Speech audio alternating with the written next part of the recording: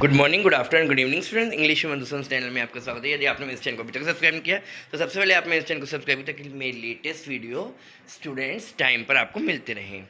Students, इस video में हम शेक्सपियर के द्वारा लिखे गए एक सोनेट जो कि बहुत ही खूबसूरत है उसके बारे में चर्चा करेंगे। सोनेट नंबर 30 यही है, विलियम शेक्सपियर के द्वारा लिखा गया। When to the season of sweet silent thought, I summoned up remembrance of thing past।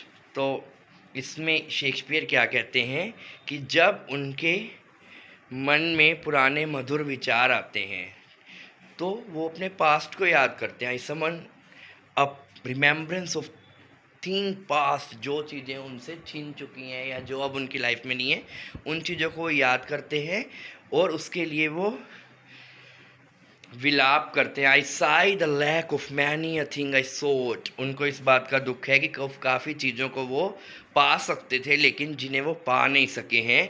उन्होंने अपना बहुत सारा टाइम वेस्ट कर दिया है और पुराना दुख जो वो याद करते हैं इसके कारण वो अब प्रेजेंट में विलाप करें। I sigh the lack of many a thing I sought, बहुत सारी चीज़ें जिन्हें वो पा सकते थे, कर सकते थे लेकिन वो नहीं प्राप्त कर पाए हैं, जो उनसे हमेशा के लिए खो गई हैं और उन्होंने अपना टाइम वेस्ट कर दिया है।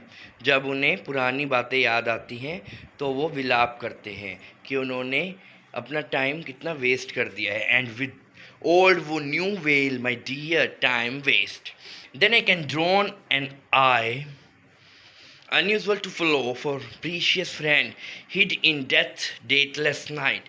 तब कवि क्या कहते हैं नेक्स्ट पैराग्राफ में कि अब उनकी आंखों में आंसू आ गए हैं। जनरली उनकी आंखों में आंसू नहीं आते हैं लेकिन जब वो पास्ट को याद करते हैं तो उनकी आंखों में आंसू आते हैं, ख़ास तौर पे जो कीमती मित्र जिनकी मृत्यु हो चुकी है और जो कभी भी अब उन्हें वापस नहीं मिल पाएंगे, इसलिए वो विलाप करते हैं। And weep afresh love long साइड कैंसल्ड वू, और जिनसे वो प्यार करते थे उन्हें खो दिया है उसके लिए भी वो विलाप करते हैं और जिन्हें अब कभी दोबारा वो प्राप्त नहीं कर सकते हैं। And मोर्न expense of many vanish side, और काफ़ी जो चीज़ें हैं उनकी लाइफ से हमेशा के लिए वैनिश हो चुकी हैं। ठीक है, जो अनुभव वो प्राप्त कर सकते थे जो उन्हें नहीं मिल पाए हैं, जो चीज़ें उनसे खो चुकी हैं, उनके लिए भी वो विलाप करते हैं। Then I can grieve at grievances foregone and heavily for woo tell over the sad account of four bemoaned।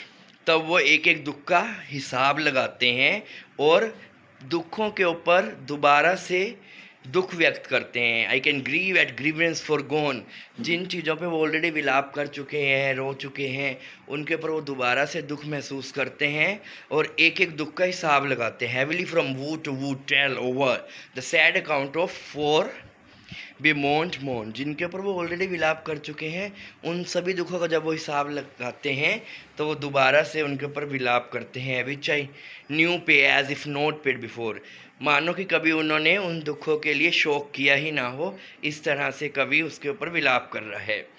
Last जो कपलेट है इस सोनेट की, उसमें क्या कवि बोलते हैं, but if the while I think of thee that means you dear friend, जब वो अपने दोस्त के बारे में, अपने प्यारे मित्र को याद करते हैं तो जितने भी दुख थे वो सारे ख़त्म हो जाते हैं। ऑल लॉस आर रिस्टोर्ड, जितनी भी चीज़ों को वो खो चुके हैं वो सारे अपने दोस्त को देखकर उसके सारे दुख ख़त्म हो जाते हैं। एंड सोरो एंड, और जितने भी दुख हैं वो सारे उसके ख़त्म हो जाते हैं।